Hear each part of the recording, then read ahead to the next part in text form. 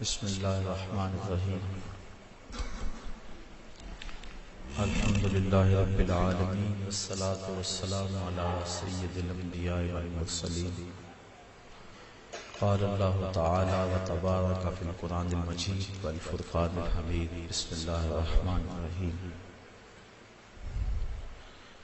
لا اقسم بهذا البلد وانت حل بهذا البلد ووالد وما ولد لقد خلقنا الإنسان في كبد أيحسب أن لن يقدر عليه أحد يقول أهلكت مالا لبدا أيحسب أن لم يره أحد ألم نجعل له عينين ولسانا وشفتين وهديناه النجدين فلاقتحم العقبة وما أدراك ما العقبة فك رقبة أو إطعام في يوم ذي مسغبة يتيما ذا مقربة أو مسكينا ذا متربة ثم كان من الذين آمنوا وتواصوا بالصبر وتواصوا بالمرحمة أولئك أصحاب الميمنة والذين كفروا بآياتنا هم أصحاب المشأمة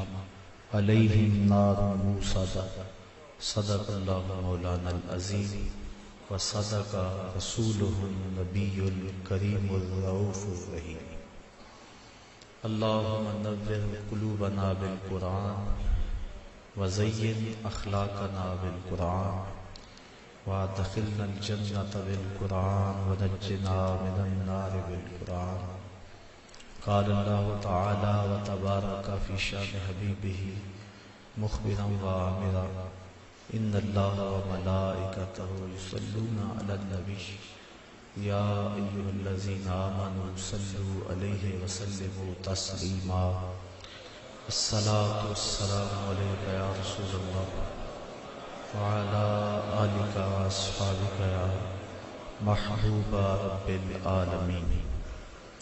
تمام حمد و ثنا، تعریف و توصیف اللہ جل مجدہ الکریم کی ذات پاک کے لیے جو خالق کائنات بھی ہے اور مالک شش جہات بھی۔ اللہ جل وعلا کی حمد و ثنا کے بعد حضور نبی اکرم شفیع امم رسول محتشم نبی مکرم اللہ کے پیارے امت کے سہارے رب کے محبوب دادائے غیوب مالک رقاب امم فخر عرب و عجم والی کون و مکان سیاہ لا مکان سید انس و جان سرور لالا رخان نیر تابا سرنشین مہوشاں ماہ خوباں شہنشاہ حسینہ تتمہ دوراں سر خیل زہرہ جمالا جلوہ صبح ازل نور ذات لم یزل باعث تکوین عالم فخر آدم و بنی آدم نیر پتہا رازدار ما اوہا شاہد ما تغا صاحب علم نشرہ معصوم آمنہ احمد مجتبہ حضرت محمد مصطفیٰ صلی اللہ علیہ وسلم کے حضور ناز میں اپنی عقیدتوں ارادتوں اور محبتوں کا خراج پیش کرنے کے بعد برادران اسلام السلام علیکم ورحمۃ اللہ وبرکاتہ۔ ماہ سیام رمضان المبارک پوری برکتوں کے ساتھ ہمارے میں موجود ہے۔ اس ماہ نور کا ایک ایک لمحہ سعادتوں اور رحمتوں سے مالا مال ہے۔ حدیث شریف میں آتا ہے کہ جب ماہ سیام رمضان آتا ہے تو جنت کے سارے دروازے کھول دیے جاتے ہیں، جہنم کے سارے دروازے بند کر دیے جاتے ہیں اور شیاطین جکڑ دیے جاتے ہیں۔ مسجدوں کے پھاٹک کھل گئے، گھر گھر تلاوت کلام مجید ہونے لگی۔ سحری کا سماں کتنا حسین اور دل فریب ہوتا ہے جب چھوٹے چھوٹے بچے بھی قرآن کھول کے بیٹھے ہوتے ہیں، مصلے بچھے ہوتے ہیں، ہاتھوں میں تسبیحاں کیسا نوری سما ہے، کیسا ماحول ہے۔ ایک روایت میں آتا ہے اگر تم رمضان کی قدر کو جان لو تم چاہو پورا سال رمضان رہے۔ یہ اتنا بابرکت اور پرنور مہینہ ہے، اس کی ایک ایک ساعت کے اندر اللہ کی رحمتیں بھری ہیں، اور اللہ تعالیٰ اس ماہ نور کے ایک ایک لمحے کو اپنی رحمتوں سے نوازا ہے، اور کتنے گناہگاروں کی اس ماہ نور میں جہنم سے آزادی اور نجات ہوتی ہے۔ میں اور آپ خوش قسمت ہیں کہ قرب افطار کے ان حسین لمحوں میں قرآن مجید کا درس سننے کے لیے ہم یہاں حاضر ہوئے۔ اللہ تعالیٰ میری زبان پہ کلمۃ الحق جاری فرمائے۔ سورہ البلد جو کہ مکی سورت ہے، آپ کے سامنے آج اس نشست میں تلاوت کرنے کا شرف حاصل کیا ہے، اور اس کے ضمن و ذیل میں کچھ باتیں آپ کے گوش گزار کروں گا۔ اللہ تعالیٰ میری زبان پہ کلمۃ الحق جاری فرمائے۔ ارشاد فرمایا لا اقسم بہذا البلد، مجھے اس شہر کی قسم، چونکہ یہ سورت مکی ہے لہذا شہر سے مراد شہر مکہ ہے۔ اب شہر مکہ کی قسم کیوں فرمائی گئی؟ ذہن کئی چیزوں کی سمجھ جاتا ہے۔ یہ وہ بابرکت شہر ہے جس کے وسط میں اللہ کا بابرکت گھر کعبۃ اللہ ہے، جس پر ہر لمحہ 120 رحمتیں نازل ہوتی۔ اس پاک گھر کی وجہ سے اس شہر کی قسم فرمائی گئی ہوگی، خیال اس سمت بھی جاتا ہے۔ یہ وہ گھر ہے کہ جس کو دیکھنا بھی عبادت ہے، جلالت ٹپکتی ہے، اس کو دیکھ کر اہل ایمان کے دلوں پہ لرزہ طاری ہو جاتا ہے، اللہ کا خوف اور خشیت دلوں پہ طاری ہوتی ہے، اس کی ہیبت کا دلوں کے اوپر ایک پرکیف سما ہوتا ہے۔ تو یہ بابرکت گھر اس شہر کے وسط میں واقع ہے، اور اس شہر کی عزت اور عظمت کا حوالہ ہے، اس لیے اس شہر کی جو قسم فرمائی گئی شاید اس لیے اسی کعبۃ اللہ کے جنوب مشرقی کونے میں ایک پتھر نصب ہے جس کو حجر اسود کہا جاتا ہے۔ یہ جنت سے لایا گیا اور کعبۃ اللہ کے اس کونے میں نصب کیا گیا۔ اہل ایمان اس پتھر کی طرف لپکتے ہیں، بڑھتے ہیں، اس کو چومنے کے لیے بےتاب ہوتے ہیں۔ اپنی اکلوتی اولاد کو چومنے کے لیے بندے میں اتنی طلب نہیں ہے جتنی اس پتھر کو چومنے میں ہے۔ تو اس لیے یہ جنتی پتھر ہے۔ اس شہر کی قسم اس لیے بھی فرمائی گئی ہوگی کہ یہاں یہ بابرکت پتھر ہے۔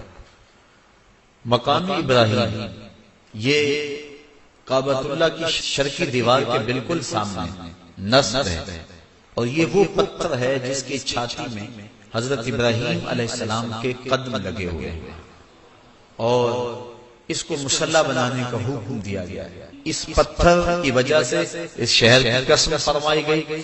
تھوڑا سا آگے آ جائیں تو چاہے زمزم ہے، اور یہ وہ جگہ ہے جہاں حضرت اسماعیل علیہ السلام نے ایڑیاں رگڑی تھی اور اللہ نے چشمہ جاری کر دیا، اور حضرت اسماعیل علیہ السلام کے قدموں کی خیرات قیامت تک دنیا لے رہی ہے، اور اس پانی میں شفا بھی ہے، وہ پانی غذا بھی ہے، وہ پانی دوا بھی ہے۔ جس نیت کے ساتھ آب زمزم پیو اللہ تعالیٰ اس نیت کو پورا فرما دیتا ہے۔ جو دعا کرو اللہ آب زمزم پیتے ہوئے ہر دعا کو قبول فرماتا ہے۔ یہ ایک حوالہ ہے اس شہر کا، تو اس لیے شہر کی قسم فرمائی گئی۔ خیال یہ بڑھتا ہے آگے صفا اور مروہ یہ دو پہاڑیاں ہیں جن میں حضرت حاجرہ سلام اللہ علیہا اپنے بیٹے کے لیے پانی کی تلاش میں دوڑی تھی۔ اب قیامت تک اللہ تعالیٰ نے ان پہاڑیوں کو، ان پتھروں کو اپنی نشانیاں قرار دیا، یہ شعائر اللہ کہلائیں، اور قیامت تک حاجیوں کو ان پتھروں پہ دوڑنے کا حکم دیا گیا۔ حضرت حاجرہ تو اس لیے دوڑی تھی کہ ان کو بیٹے کے لیے پانی چاہیے تھا۔ حاجی کی بغل میں پانی کی بوتل موجود ہوتی، لیکن یہ کیوں دوڑ رہا ہے؟ جن لوگوں نے حج کیا ہے، عمرے کی سعادت حاصل کی ہے، کیسا منظر ہوتا ہے، سروں کا سمندر نظر آتا ہے، لوگ دوڑ رہے ہیں۔ اسلام تو بے مقصد ایک عمل کی ترغیب نہیں دیتا۔ من حسن اسلام المرء ترکہ ما لا یعنی، اسلام کے کا حسن یہ ہے کہ ہر بے مقصد کام چھوڑ دیا جائے۔ اب حضرت حاجرہ تو پانی کے لیے دوڑی، اور یہ پانی کی بوتل بغل میں لٹکائے ہوئے دوڑ رہا ہے، پانی کے لیے تو نہیں دوڑ رہا، بیٹے کے لیے دوڑ رہا، بیٹا بھی ساتھ دوڑ رہا ہے، درمیان میں تیز ہو رہا ہے، انہیں تو لال نظر نہیں آتا تھا، بیٹا نظر نہیں آتا تھا، اور یہاں باپ بیٹا اور ماں اکٹھے دوڑ رہے ہیں۔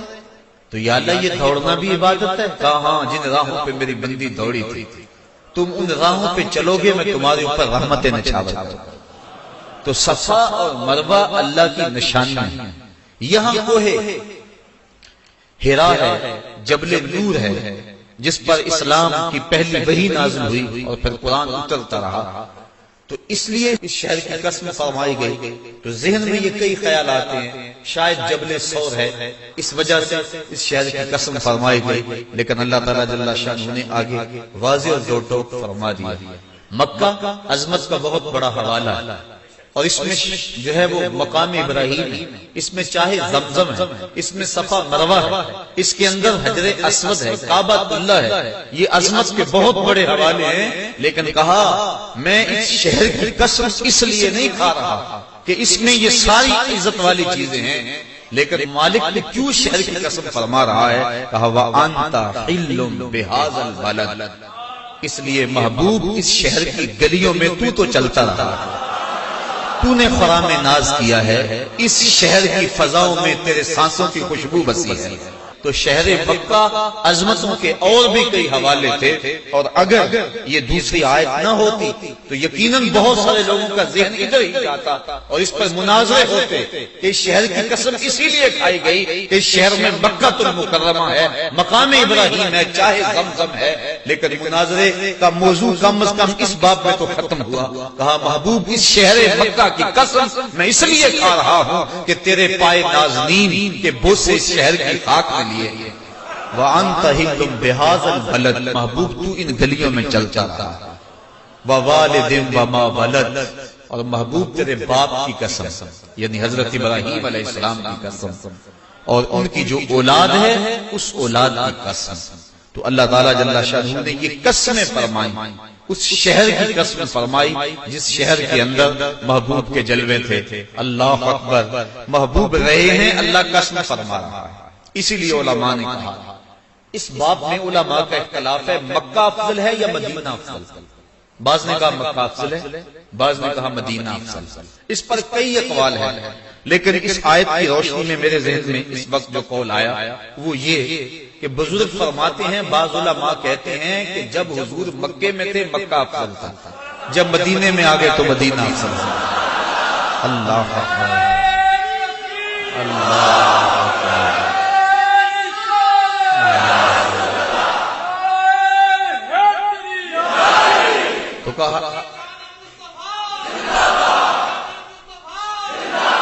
تو کہا جب وہ مکے میں تھے تو مکہ افضل تھا، اور جب مدینے میں آ گئے تو مدینہ افضل تھا۔ اور آقا کریم نے ہاتھ اٹھا کے دعا مانگی، اے اللہ جتنی برکتیں تو نے مکے میں رکھی تھی 2 گنا برکتیں مدینے میں رکھی۔ تو یہ نسبت کی بات ہے، جہاں وہ ہوں گے وہاں برکتیں اتریں گی۔ ایک بار وہ جدھر سے گزرے ہیں نصیر، ایک بار وہ جدھر سے گزرے ہیں نصیر، 1000 بار ادھر سے بہار گزری ہے۔ وہ روشنی ہی روشنی ہے۔ ظہوری صاحب نے ایسے تو نہیں کہا کہ مکے کی ہواؤں میں، طیبہ کی فضاؤں میں، ہم نے تو جدھر دیکھا سرکار نظر آئے۔ یقین جانے اگر محبت کی نظر مل جائے تو بندہ طواف کرتے ہوئے بھی ڈھونڈتا ہے کہ ان راہوں سے محبوب گزرے ہوں۔ اللہ اکبر، چاہے زمزم پہ آئے یا صفا مروہ پہ آئے، غار سور پہ جائے یا حرا پہ آئے، وہ تصور میں اسی میں ہوتا ہے کہ ان گلیوں سے، ان بازاروں سے جو ہے وہ حضور گزرے ہوں گے۔ اور آج مکے میں بھی جو اجالے ہیں اور مدینے میں بھی جو اجالے ہیں، یہ ان نفوس قدسیہ کی جو ہے وہ برکتیں ہیں۔ حضور کی سانسوں کی مہک آج بھی وہاں موجود ہے۔ وہ کیا کسی نے کہا تھا نا کہ چند لمحوں کے لیے ٹھہرے تھے تم جس پیڑ کے نیچے، چند لمحوں کے لیے ٹھہرے تھے تم جس پیڑ کے نیچے سنا ہے آج تک اس پیڑ کا سایہ مہکتا ہے، آج بھی وہ خوشبو ہے، آج بھی وہ روشنی ہے۔ تو کہا محبوب مجھے اس شہر کی قسم، اس لیے کہ شہر میں تو جلوہ فرما ہے، اور تمہارے باپ ابراہیم کی قسم اور اس کی اولاد کی قسم۔ یہ قسمیں فرما کر کیا کہا؟ لَقَدْ خَلَقْنَا الْإِنسَانَ فِي كَبَدٍ، ہم نے انسان کو مشقت میں رہتا ہوا پیدا کیا۔ انسان کی زندگی کا مقصد یہ نہیں ہے کہ وہ آسائشیں اور سہولتیں ہی تلاش کرتا ہے، کہ اس کے لیے زندگی میں کوئی کٹھن مرحلہ نہ ہو۔ یہ ایک مرد اور ایک انسان جو اپنی انسانیت کے جوہر سے آگاہ ہے، یہ اس کا مطالبہ نہیں ہوتا، بلکہ وہ تو کہتا ہے کیا میں نے اس خاکدان سے کنارہ، جہاں رزق کا نام ہے آب و دانہ، پلٹنا جھپٹنا جھپٹ کر پلٹنا، لہو گرم رکھنے کا ہے ایک بہانہ، پرندوں کی دنیا کا درویش ہوں میں کہ شاہی بناتا نہیں آشیانہ۔ یعنی انسان مشقتوں میں رہتا ہوا پیدا کیا گیا، بالکل آسان زندگی، سہل زندگی، کوئی تکلیف نہ پہنچے، مخمل کے فرش پہ بھی چلے تو پاؤں میں موچ آ جائے، کیلا کھانے سے بھی جو ہے وہ دانت ہلتے چلے جائیں، یہ ایک مرد کی پہچان نہیں ہے۔ انسان کو اللہ نے مشقتوں اور دکھوں کے اندر رہتا ہوا پیدا کیا ہے تاکہ وہ حالات کا مقابلہ کرے۔ ہے شباب اپنے لہو کی آگ میں جلنے کا نام۔ اقبال نے کہا تھا کہ جوانی کیا ہے؟ کسی چوک اور موڑ پہ کھڑا ہونے کا نام جوانی ہے، اپنی خواہشات میں اسیر ہو جانے کا نام جوانی ہے، اپنے سفلی جذبات کی تسکین کی راہیں تلاش کرنے کا نام جوانی ہے۔ تو اقبال کہتا ہو بتاؤں جوانی کیا ہے؟ شباب اپنے لہو کی آگ میں جلنے کا نام۔ تو انسان مشکلوں کے پردے میں رہتا ہوا پیدا کیا گیا ہے، اس کو آسانیاں، اس کو راسانیاں، یہ تو شاہین ہے اور پہاڑوں کی چٹانوں پہ اس کے بسیرے ہیں، لہذا یہ قسمیں فرما کر کہا۔ اور قسم مکے کی کیوں فرمائی؟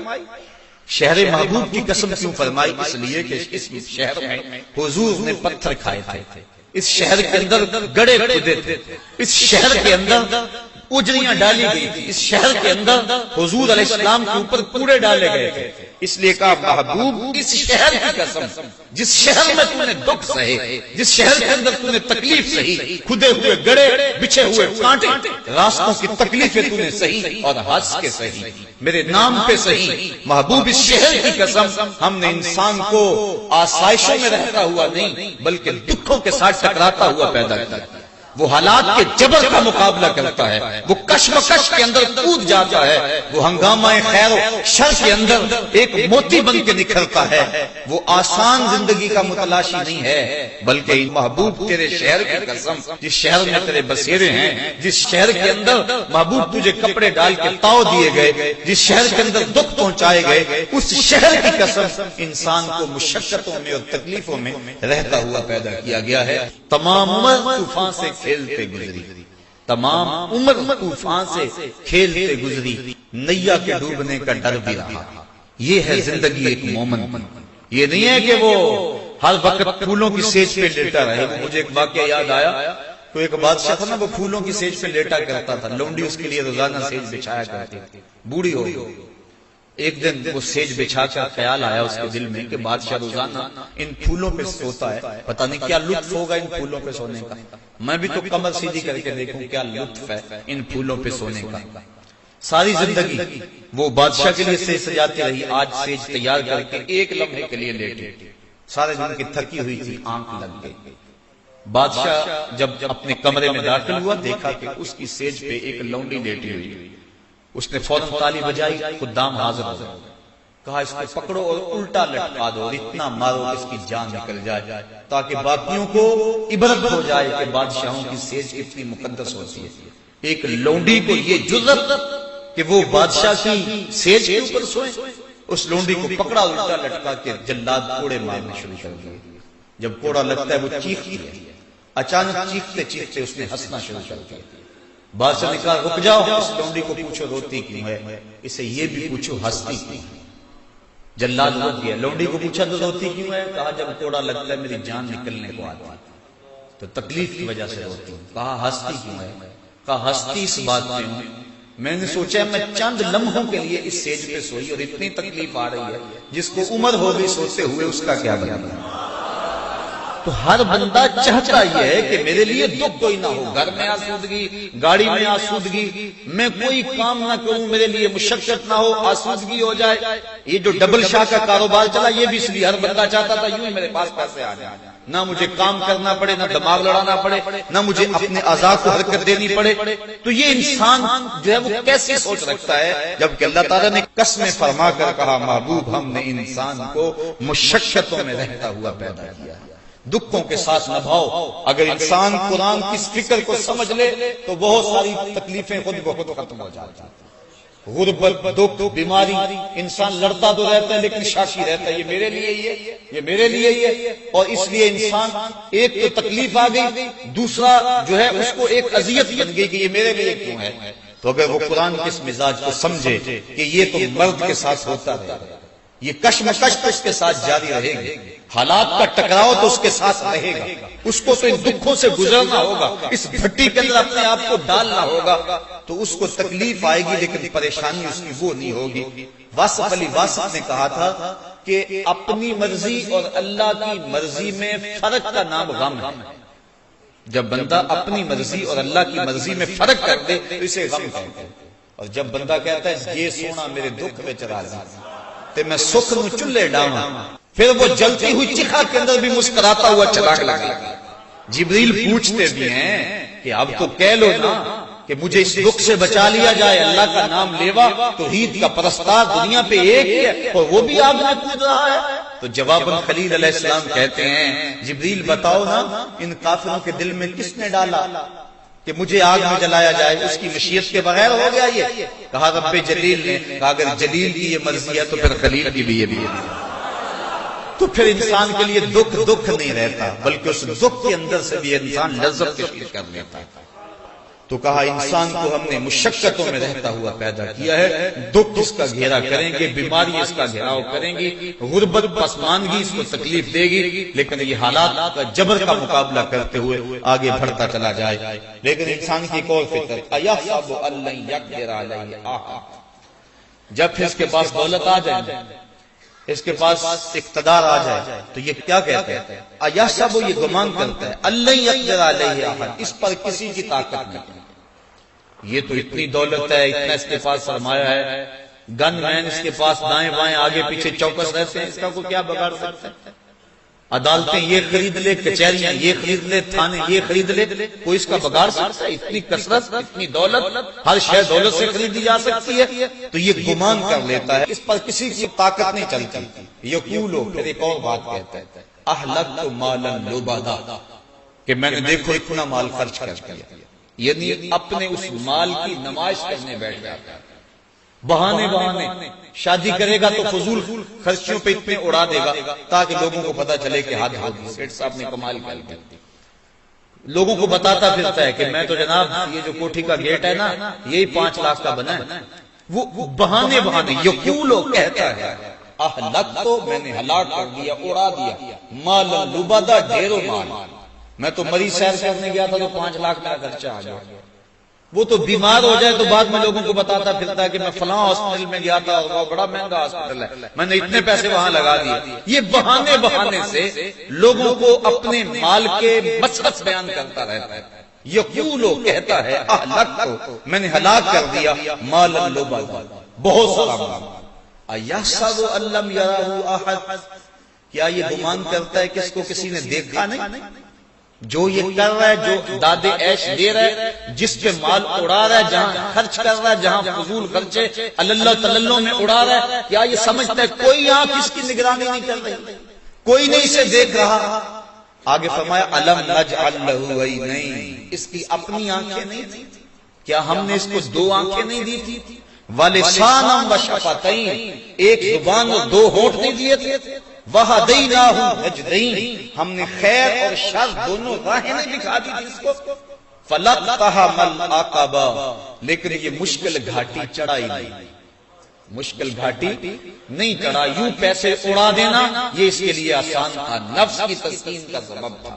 مری جا کے 5 لاکھ خرچ کرانا یہ تسکین کا سبب تھا اس کے لیے، اس کا نفس خوش ہوتا تھا۔ یہ فضول خرچیوں کے اندر اعلیٰ عہدیداروں کی دعوت کر کے اور ڈھینگے مارتا ہے کہ اتنے اتنے لوگوں سے میرے تعلق ہیں، اور لاکھوں روپے خرچ کر دیے دعوت میں، اس پر اس کے نفس کو تسکین ہوتی تھی۔ لیکن کہا جو مشکل گھاٹی ہے اس میں نفس کو تسکین نہیں، روح کے قرار کا سبب ہے، لیکن یہ اس گھاٹی پہ نہیں چاہیے۔ وہ کیا گھاٹی ہے؟ مشکل گھاٹی کیا ہے؟ قرآن نے بیان کیا، آگے فرمایا وَمَا أَدْرَاكَ مَا الْعَقَبَةُ، تجھے کیا پتا کہ وہ مشکل گھاٹی کیا ہے؟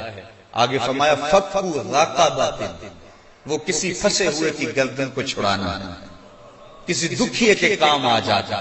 یہ جو 5 لاکھ مری میں اڑایا ہے، اس کی بجائے بہتر نہیں تھا کہ یتیم بچیوں کی شادی کر دیتا؟ یہ تیرے لیے نہیں تھا وہ بوڑھے باپ جن کی بیٹیاں ان کی دہلیز پہ جوان بیٹھی ہیں اور کوئی ان کا رشتہ قبول نہیں کرتا کہ ان کے پاس دینے کے لیے جہیز موجود نہیں ہے، تو چپکے سے جا کر رات کے اندھیرے کے اندر ان کی مٹھی کے اندر یہ 5 لاکھ روپیہ دے آتا اور اسے یہ بھی تاکید کرتا کسی کو خبر بھی نہ ہونے پائے، تو تیری روح کو تسکین نہ نصیب ہوتی۔ لیکن یہ مشکل گھاٹی تھی، تو ایسا عادی ہو گیا انسان، تو عید کے موقع پہ کسی کو آٹے کی بوری بھی دینے لگتا ہے تو 7 اخباروں کے فوٹوگرافروں کو بلا لیتا ہے اور کہتا ہے میں دینے لگا ہوں اس کو عید پیکج اور یہ میری تصویر 7 اخباروں میں چھپنی چاہیے۔ تو اس طرح عادی ہو گیا، غریب کی غربت کا تماشا تو دیکھتا ہے اور اس کا اشتہار لگاتا ہے، تو بھول گیا ہے ان دکھیوں کو، ان پریشان حالوں کو۔ تو جو ہے وہ امیر لوگوں کی افطاری کر کے فضول خرچیاں کرتا ہے، لیکن کبھی تو نے غریبوں کو بھی پوچھا کہ تمہارے گھروں میں نان شبینہ بھی ہے یا کہ نہیں؟ تم نے کبھی ان کو بھی پوچھا کہ جو کھجور کو چوس کے روزہ افطار کرتے ہیں اور سحری کے وقت بھی خشک روٹی سے روزہ رکھ لیتے ہیں اور سارا دن تڑپتے ہیں، ان کا بھی کبھی حال پوچھا ہوتا؟ اور تو اگر اپنی ذاتی خواہش کی بجائے تو ان لوگوں تک یہ مال پہنچایا ہوتا تو یقیناً یہ گھاٹی تھی تو مشکل، لیکن اس سے برکتیں بہت ساری وابستہ تھی۔ کہا وہ مشکل گھاٹی کیا تھی؟ فَكُّ رَقَبَةٍ، کسی بندے کی گردن چھڑانا، او اطعام فی یوم ذی مسغبہ، یا بھوک کے دن کھانا کھلانا، یعنی جب خوشحالی کے دن ہو، قحط نہ ہو تو کسی کو کھانا کھلا دینا یہ اتنا مشکل نہیں ہے، لیکن جب خود انسان کو اپنے لیے پریشانی بنی ہوئی ہو، قحط کے دن ہو، تو پھر کسی کو کھلانا یہ ایثار ہے اور یہ بہت بڑی نیکی ہے۔ یتیمن ذا مقربہ، کسی یتیم کو جو قریبی ہو، دور کے یتیم کی بھی ترغیب ہے شریعت میں، لیکن یہاں قریبی یتیم کا تذکرہ اس لیے کیا گیا کہ پیچھے کہا گیا یہ مشکل گھاٹی ہے، اس لیے کہ انسان اپنے قریبی یتیموں کی جب مدد کرتا ہے، بھتیجوں کی، بھانجوں کی، تو اس میں معاشرے میں سے اسے داد نہیں ملتی۔ سارے کہتے ہیں کہ اپنوں کے ساتھ ہی کر رہا ہے، لہذا انسان ان کو تو بعض کا نظر انداز کر دیتا ہے اور دوسروں کی مدد کر کر کے داد لیتا ہے، وصول کرتا ہے۔ اس لیے کہا مشکل گھاٹی یہ تھی جو قریبی رشتہ دار تھے، غریب اور یتیم جو تھے، ان کی مدد کرتا تاکہ تیرے نفس میں بھی شاک ہوتا اور اس پہ جو ہے وہ تیری قبولیت بھی ہوتی۔ او مسکین ذا متربہ، یا ایسے مسکین جو خاک آلود ہیں۔ ایک تو وہ مسکین ہے کہ اگر ان کو خیرات دی جائے وہ تمہاری سخاوت کا ڈنڈورا پیٹیں گے، لیکن یہ وہ ایسے مسکین ہیں کہ ذا متربہ، جو مٹی سے ملے ہوئے، ایسی ان کی خستہ حالت ہے، اگر تم چپکے سے جا کے ان کو خیرات دے آؤ گے تو وہ تمہاری سخاوت کا ڈنڈورا نہیں پیٹیں گے، لہذا اس کی طرف انسان مائل نہیں ہوتا بلکہ اس سمت مائل ہوتا ہے جہاں اس کا اشتہار لگنا ہو۔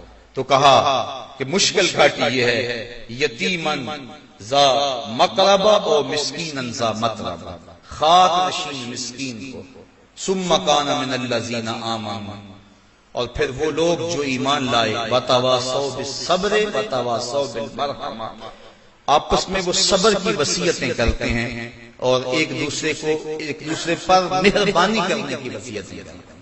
معاشرے میں دو ہی طبقے، ایک طبقہ خوشحال اور ایک طبقہ بدحال، دونوں کی ذمہ داری اس آیت کے اندر بیان کرتے ہیں۔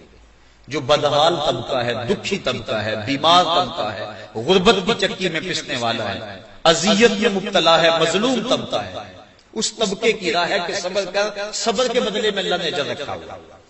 آقا کریم کی خدمت میں ایک بوڑھی حاضر ہوئی، عرض کی حضور مجھے مرگی کے دورے پڑتے ہیں اور جب مجھے دورہ پڑتا ہے تو میں گر پڑتی ہوں، سطر بھی کھل جاتا ہے اور بڑی پریشانی ہوتی ہے، میرے لیے دعا کریں کہ مجھے اس مرض سے نجات مل جائے۔ آقا کریم نے فرمایا اگر تو کہے تو میں دعا کر دیتا ہوں، اور اگر تو صبر کرے تو اللہ جنت عطا فرمائے۔ اللہ اکبر۔ اب وہ عورت کیا کہنے لگی؟ کہا حضور مجھے جنت والا سودا قبول ہے، میں صبر کر لیتی ہوں، یہ 4 دن کی زندگی ہے، دوروں میں گزر جائے گی، کوئی بات نہیں، لیکن اتنی مہربانی تو فرما دیں کہ جب میں گروں تو میرا سطر نہ کھلا کرے۔ دورے ضرور پڑے لیکن میں عورت ذات ہوں، سطر نہ کھلے، یہ میرے لیے باعث شرمندگی ہے۔ تو آقا کریم نے اس کے لیے دعا فرما دی۔ جب وہ مرگی کے دورے سے گرتی تھی تو اس کا سطر محفوظ رہتا تھا، لیکن اس کو مرگی کے دورے مسلسل پڑتے تھے تو مومن کو جو کانٹا بھی چبھتا ہے اللہ اس کے بدلے میں بھی اس کو جنت عطا فرماتا ہے۔ ترغیب دی گئی ان لوگوں کو جو دکھ میں مبتلا ہے، جو مصیبت میں مبتلا ہے، جو بیچارے معاشی بدحالی میں مبتلا ہیں، پریشانی اور دکھ میں مبتلا ہیں، ان کو کہا تم صبر کر کے دیکھو۔ اور دوسرا طبقہ خوشحال طبقہ، بیماروں کو کہا صبر کرو، اور ڈاکٹروں کو کہا تم رحم کھاؤ ان پہ، تم چھری تیز کر کے ان کی کھال نہ ادھیڑو، اگر تم ان کی جگہ ہوتے تو کیا ہوتا، لہذا تم ان پہ رحم کھاؤ۔ عمراء کو کہا گیا کہ تمہیں سرخاب کے پر تو نہیں لگے ہوئے تھے کہ تمہاری جھولی میں دولت زیادہ آ گئی؟ پڑھے لکھے سمجھدار دانا بینا غربت کی چکی میں پس رہے ہیں، اور تمہیں اگر دولت زیادہ دے دی گئی تو اس کو اپنی دانائی شمار نہ کریں، تمہارے جیسے دانا گلیوں میں رل رہے ہیں، تم اپنی محنت پہ اس کو مثال نہ دیں، تمہاں سے زیادہ محنت کرنے والے یہاں نہیں پہنچ پائے جہاں تم موجود ہو۔ اس لیے ان کو کہا کہ ان کے حصے کا جو رزق ہے وہ بھی ہم نے تمہاری جھولی میں ڈال دیا تاکہ تمہیں ثواب ملے، اور تم ان کو ڈھونڈو، ان کو تلاش کرو، اور ان کو خیرات کر کے ان کی دعائیں بھی لو اور اللہ کے کرم کے حقدار بن جاؤ۔ ایک طبقے کو کہا صبر کر کے دکھائے، اور دوسرے طبقے کو کہا کہ تم رحم کرو تاکہ ایک صبر کر کے اجر پائیں، ایک رحم کر کے اجر پائیں، اور حضور کی ساری امت اللہ کی رحمتوں کی حقدار بن جائے۔ لیکن ہوا کیا ہے ہمارے معاشرے کے اندر، جو دکھی ہے وہ باویلا کر رہا ہے، وہ خود اپنی غربت کا تماشا اڑا رہا ہے، اپنی سفید پوشی کا بھرم خود توڑ رہا ہے، اور دوسری طرف جو مالدار ہے، جو آسودہ ہے، جس کو اللہ تعالیٰ نے دکھ بانٹنے والا بنایا ہے، تو وہ سانپ بن کے بیٹھا ہوا ہے دولت کے اوپر، وسائل کے اوپر، اور وہ سمجھتا ہے کہ یہ میں نے اپنی محنت سے کمایا ہے، ان غرباء کا اس کے اندر کیا حق ہے، اور اگر ان کو دیتا بھی ہے تو تذلیل کر کے دیتا ہے۔ کاش کہ قرآن کے سلوک کو ہم سمجھیں، اور معاشرے کے یہ دونوں طبقے، امیر طبقہ اور غریب طبقہ، دکھی طبقہ اور آسودہ طبقہ، بیمار طبقہ اور اس کا علاج معالجہ کرنے والا، یہ سارے لوگ جو ہیں وہ مل جل کے بیٹھ جائیں، ایک صبر کرنے بیٹھ جائے، دوسرا رحمت کرنے بیٹھ جائیں۔ بتاؤ معاشرے کے اندر کوئی دکھ موجود رہے گا؟ جب کوئی غمخوار موجود ہو تو پھر دکھ بھی نہیں رہتا۔ وہ کیا کسی نے کہا تھا نا، یہ الگ بات ہے کہ تم آئے ہو تو کوئی نہیں، ورنہ درد تو یہاں ہزار رہتے ہیں۔ جب کوئی دکھ بٹانے آ جائے، تکلیف کا ساجی بن جائے تو پھر تکلیف نہیں رہتی۔ دکھ اس وقت اذیت ناک بن جاتا ہے جب انسان تڑپ رہا ہو، کوئی حال پوچھنے والا بھی نہیں۔ اس لیے معاشرے کے ان دونوں طبقوں کی ذمہ داریاں قرآن نے اس آیت میں بیان کی، اور یہی اس سورت کا عمود ہے، نقطہ کمال ہے اس سورت کا کہ آؤ اس سمت آ جاؤ اور دونوں طبقے اپنی اپنی ذمہ داریوں کو سمجھ لیں۔ لیکن ہم کتنے شفاف ہوتے ہیں، ہم کہتے ہیں ہمیں اپنی خوشیوں سے غرض ہے، ہمیں کبھی خیال نہیں ہوتا کہ ہم ان کاموں پہ لاکھ روپے لگائے ہیں کہ جن کے بغیر جو ہے وہ کوئی فرق نہیں پڑتا تھا، لیکن ہم نے کبھی یہ نہ دیکھا کہ ہماری گلی کے اندر کتنی بچیاں ہیں جن کے ہاتھ ابھی تک پیلے نہیں ہو رہے اور ان کے پاس جہیز نہیں ہے۔ آئیے ہم قرآن مجید کے ان الفاظ سے، ان کلمات سے روشنی لیں اور اپنے معاشرے کے دکھ بانٹنے کی کوشش کریں۔ وہ لوگ جو اس معاشرے کے دکھ بانٹتے ہیں وہ بڑے بابرکت اور بڑے ہی اللہ کی رحمتوں کے حقدار لوگ ہوتے ہیں، لیکن ہمارا حال تو میں کہا کرتا ہوں، حال یہ ہے کہ عید کے دن بھی ہم تفریق میں مبتلا ہوتے ہیں۔ ایک طرف امیر کا بگڑا ہوا بچہ گولڈن سیب کا ایک کونا کاٹ کر دوسرا کتے کے آگے ڈال رہا ہوتا ہے، اور دوسری طرف بیوہ کا یتیم بچہ عید کے دن بھی چھاپڑی لگائے آلو چھولے بیچنے پہ مجبور ہوتا ہے۔ یہ ہمارے معاشرے کی اونچ نیچ ہے اور یہ ہمارے معاشرے کا تفاوت ہے۔ کاش کہ ہم اس دن غبارے بیچتے ہوئے ان بچوں کو، عید کے دن بھی پانی بیچتے ہوئے ان بچوں کو قریب کریں، اور اپنے بیٹوں کو بھی تو عیدی دی تھی، اور ان کو کہیں ان سے سارے غبارے خرید لیں، ان سے سارا سامان بھی خرید سکتے ہیں، یا ان کو اضافی رقم دے کہ ان کو بھی عید کی خوشیوں میں شامل کر لیں۔ میرے اور آپ کے آقا مولا کے لیے تو عید کا انتظار ہو، اور صحابہ کا مجمع منتظر ہے کہ حضور آئیں گے تو عید پڑھائیں گے، لیکن آقا کریم راستے کے اندر ایک بچے کو دیکھ کے رک جائے اور پوچھا بیٹا آج تو عید کا دن ہے اور تم رو رہے ہو؟ عرض کی حضور میرے باپ کا سایہ میرے سر پہ نہیں ہے۔ آقا کریم نے اس کو قریب کیا، اپنے گھر لے گئے، جو لباس حسنین کو دیا گیا تھا اسی یتیم بچے کو پہنایا گیا، کھانا دیا گیا، جب اس کے بال سنور گئے اور لباس اس نے پہن لیا، آقا کریم نے اس کو قریب کیا، چہرے پر اس کے مسکراہٹ سے کھیلنے لگی۔ آقا کریم کا دل اور پسیجا، اس کو قریب کر کے احساس محرومی مزید ختم کرتے ہوئے کہا بیٹا کیا یہ تو پسند نہیں کرتا کہ محمد تیرا باپ لگے اور عائشہ تیری امی لگے اور فاطمہ تیری باجی لگے؟ اس نے کہا یہ رشتے مجھے مل جائیں تو مجھے اور کیا چاہیے؟ کہا آج کے بعد یہ رشتے تیرے۔ اب ایک انگلی سے حسنین اور ایک انگلی سے وہ یتیم بچہ، اور عیدگاہ کی طرف بڑھ رہے ہیں، اور بچے بھی اپنے ماں باپ کے ساتھ جا رہے ہیں، لیکن یہ بچہ اللہ اکبر ناز کر رہا ہے اپنے مقدر پہ، اور باقی بچوں کی آنکھوں میں آنکھیں ڈال کے زبان میں حال سے کہتا ہے تھا تو یتیم، لیکن آج یتیمی کا مزہ آ گیا کہ مصطفیٰ کی انگلی تھامے جائے۔ کاش ہم اپنے معاشرے کے دکھ بانٹیں۔ عید کا موسم آ رہا ہے، یہ رمضان گزر رہا ہے، ہمیں اپنے بھوک سے احساس ہوتا ہے کہ نہیں کتنی عجیب بھوک ہے، لیکن وہ لوگ جو ترستے ہیں نان شبینہ کے لیے بھی ان کو ڈھونڈیں۔ معاشرے میں غم تھوڑے نہیں ہیں، سارے ہم بانٹ بھی نہیں سکتے، لیکن جہاں تک ہو سکے ہم معاشرے کے دکھ بانٹیں، معاشرے کے دکھوں میں شریک ہوں۔ اللہ تعالیٰ جل شانہ اپنی رحمتیں ہمارے اوپر نازل فرمائے۔ وآخر دعوانا ان الحمدللہ رب العالمین۔